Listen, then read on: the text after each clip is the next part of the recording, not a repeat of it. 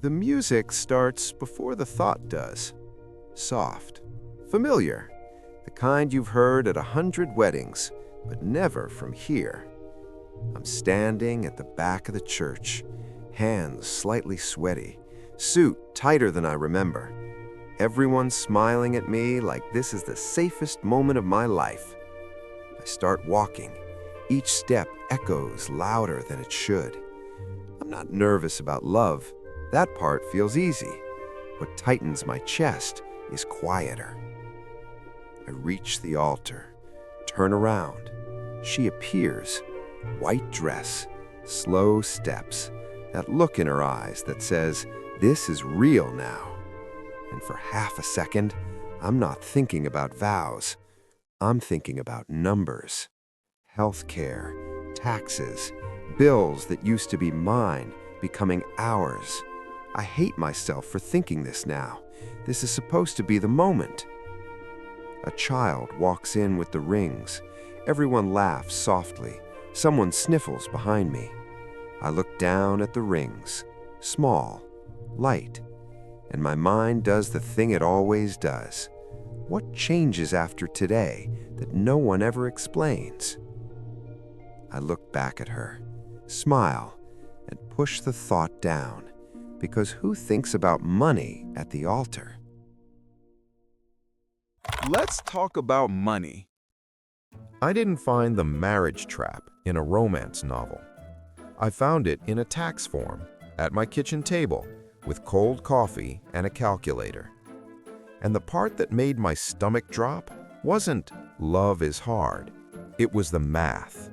Because there are real situations where making it official doesn't make life easier. It makes you poorer, on paper, immediately. Not because your partner is a bad person, not because you chose wrong, because the system reads your marriage like a switch. Single, married. And the moment it flips, rules change. Quietly, automatically, like a trap door you didn't know you were standing on. I want to be careful here. This isn't anti-marriage. This isn't don't fall in love. This isn't a culture war thing. This is me playing financial detective. Because I kept hearing people say, once we're married, we'll be more stable. And I kept watching something else happen. Same two people, same jobs, same rent, same life. Less help, higher costs, more pressure. And everyone acts like it's personal. It isn't. The first clue was a benefit that disappears. I was helping a friend run numbers once, not professionally, just the text me your income and I'll sanity check it kind of help. Two adults, both working, both earning around the same low amount. Unmarried, they qualified for a decent credit. Married, the credit basically collapsed. I remember staring at the difference like, wait, so the reward for combining your life is losing support? That's not a mistake. That's a rule. And rules tell you what the system wants. Here's the simplest way to see the trap. Separated, x plus y. Together, less than x plus y. It's not romantic. It's not emotional. It's algebra with a ring on it. And it shows up in places people don't expect. Taxes, healthcare, student loans, retirement benefits, even how power works inside the home. Let's stay with taxes for a second, because this is where the trap hides in plain sight. We're taught that filing jointly is a perk, that marriage comes with tax benefits. Sometimes it does. But for a lot of dual-earner couples, especially working-class couples, the system treats marriage like an income pooling event, meaning your incomes get stacked, and stacked income can push you into phase-outs, not because you got richer, because you got married. I've seen people argue about this online like it's a political talking point, but when you're the one watching a credit drop by thousands, it doesn't feel like politics. It feels like a leak in your boat. Second clue, benefits cliffs. This one is nasty because it doesn't feel like a tax. It feels like being punished for being honest. A person qualifies for Medicaid or some subsidy or a reduced plan because their income is below a threshold. Then they marry someone who earns more. Suddenly, the household income is counted differently, and the coverage can evaporate. I remember talking to someone who was pregnant, on Medicaid, and doing everything right. Working, not reckless, just not rich. She told me the most absurd sentence I've heard in a while. "We want to get married, but I can't afford to." Read that again. Not we can't afford the wedding, we can't afford the marriage. Because marriage wasn't love. Marriage was a financial reclassification, and the reclassification had a price tag. Third clue, student loans. Nobody warns you about how marriage can change repayment if you're on income-driven plans. I tested this on my own spreadsheet one night. I used a fake couple with real numbers because that's what I do when something feels off. 2 people, same income, same debt. Single, the payment was manageable. Married, the payment jumped. Not because the loan balance changed, because the system now sees household income. So what do couples do? They delay the paperwork. They stay unofficial longer than they want. They act married, but not married. Not because they don't believe in commitment, because they believe in survival. Fourth clue, the unequal earner penalty. This one is subtle. People assume marriage helps when one person earns less.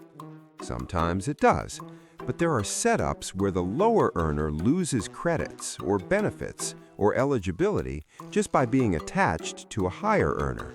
So the household becomes this weird machine. One person's income doesn't just help, it cancels. And if you've ever been the lower earner in that kind of relationship, there's a psychological cost nobody talks about. You start feeling like your needs are expensive, like your presence triggers a penalty. That's not romance. That's a system creating tension inside the relationship. Now, so far, these are puzzles. Annoying rules, bad incentives, edge cases. But then you line the clues up, and you see the pattern. And the pattern is the point. The pattern is this. A lot of American institutions assume a specific family model. One main earner, one secondary earner, one spouse at home, or flexible or available. That model is baked into the rules. And when your real life doesn't match the model, 2 earners, modern costs, childcare reality, student debt, healthcare tied to employment, the system doesn't update. It just charges you for being different. That's why this feels like a trap. Because you're not doing something wrong. You're just living in 2026 with rules that still expect 1956. And it gets darker when you look at what happens inside the home. This is the part people hate talking about because it sounds like you're accusing someone. I'm not accusing anyone. I'm talking about incentives. Here's a lived detail I can't unsee. I've watched couples split household labor the way they split chores, not the way they split value. One person handles the invisible stuff, appointments, meal planning, kids' schedules, laundry, cleaning, the mental load. And then we pretend that person doesn't earn. That's the biggest accounting lie in marriage. Because unpaid household labor has real market value, not as a cute thank you, as an actual replacement cost. If you hired that labor, childcare, cleaning, cooking, logistics, you'd be writing checks that make your eyes water. And yet, because it's unpaid, it creates almost no bargaining power. This is where the structure gets cruel. The person doing the work that holds the household together often becomes the person with the weakest leverage. Not because they're weak, because the system measures income and ignores production. So the household runs on invisible value, and the person producing it gets treated like they're not contributing. That's not just unfair, it's structurally dangerous. Now connect that to motherhood economics. People talk about kids like they're just expensive. But the bigger cost isn't diapers, it's career timing. I've watched smart, ambitious women quietly choose jobs in their 20s based on a future they don't even have yet. Not because they're lazy, because they're realistic. They pick work with flexibility, less penalty for stepping away, less competition, more part-time options. That choice is rational. And it creates a compounding effect. Because when the child arrives, the interruption isn't just time off, it's skill decay, missed promotions, lower wage growth. Meanwhile, men often gain wage growth momentum after marriage. That asymmetry isn't about love, it's about who gets uninterrupted time. Time is the real asset, and marriage, as a structure, often allocates that asset unevenly. At this point, you can feel the system shape. It rewards dependence during marriage and punishes dependence after. That's the trap's spine. Because the pooling feels like protection. 2 incomes, shared bills, shared life. But pooling also blurs ownership. It blurs leverage. It can blur whether you could stand alone if you had to. And most people don't test that until divorce tests it for them. Divorce is the X-ray. It shows what was actually happening under the surface. And the reason divorce hits so hard financially isn't just lawyers are expensive. It's that the household splits into 2 households, 2 rents, 2 utility bills, 2 sets of furniture, 2 everything. Same total income, but now living costs multiply. I remember running a back-of-napkin version of this for a couple years ago. They thought splitting would mean we'll both be fine, we both work. But when the math hit, the room got quiet. Because being fine as a couple can still mean being fragile as individuals. And fragility always shows itself at the worst possible time. Now we're at the part where the detective in me stops looking at the clues and starts looking at motive. Not who planned this. Systems don't need villains. They just need incentives. So what does the system seem to incentivize? Delay marriage if benefits are on the line, keep one spouse dependent if childcare costs outpace wages, treat unpaid labor as free and therefore powerless, lock retirement rules around spousal benefits that reward low lifetime earnings for the secondary earner. That last one is sneaky because it sounds like protection, but sometimes it functions like a ceiling. If your spousal benefit is tied to the higher earner, there are cases where extra decades of work don't move the retirement number the way you think they should. So the system whispers something dangerous. Dependency is safe, until it isn't. And that brings us to the reveal. The marriage trap isn't emotional. It's not marriage ruins love. It's not men are evil or women are victims. It's math. It's thresholds, phase-outs, cliffs, bracket stacking, benefit rules frozen in time. It's a structure that assumes one script and penalizes you for living another. The trap is that the decision is sold as purely emotional. When you know, you know. But the consequences are mechanical, automatic. And if you don't run the numbers, you can walk into a penalty without even knowing there was a door. Here's the non-obvious trade-off nobody says out loud. Marriage can increase emotional security while decreasing financial flexibility. And financial flexibility is what protects relationships during stress. So the structure can create a pressure loop. You get married to feel safer. The system increases your fragility. Fragility increases stress. Stress hits the relationship. And then people blame themselves. They think they picked wrong. Sometimes they just got outmatched by the architecture. So what do you do with this? Not a hack, not some cheap workaround. Just a checklist of awareness before you sign anything. Because the power here is not fear, it's clarity. First, simulate, don't assume. Don't rely on vibes like married people pay less. Run the numbers both ways. Single filing versus joint. Healthcare costs separate versus together. Student loan payments separate versus together. I've watched one spreadsheet change a couple's timeline by 2 years, not because they loved each other less, but because they wanted to avoid a benefits cliff. That's not romance advice. That's survival planning. Second, identify your cliffs. Not your budget, your cliffs. Where do benefits phase out? Where does eligibility drop? Where does adding income suddenly cost you more than it adds? Cliffs are where the trap lives, and cliffs don't care about your intentions. Third, talk about unpaid labor like it's real, because it is.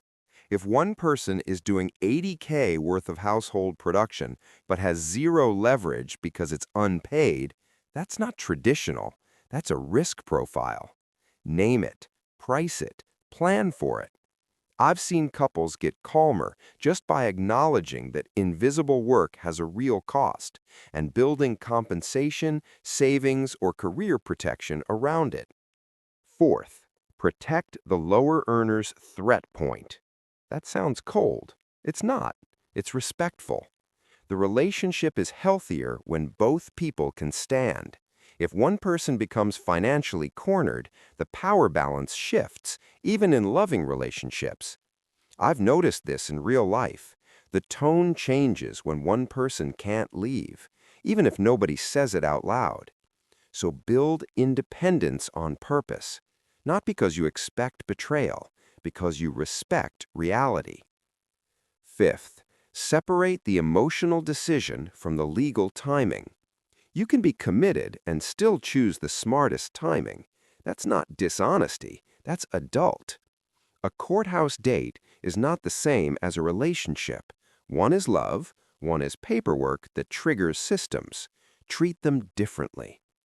And here's the question I want to leave you with, the one that rewired how I look at this. If marriage is supposed to make you stronger, why does the system keep rewarding setups that make one person weaker? Sit with that. Because if this video changed the way you see the official version of love, that's the point. Not to scare you, to make you harder to trap. So tell me honestly, does knowing this change how you'd make that decision? Or at least how you'd prepare for it?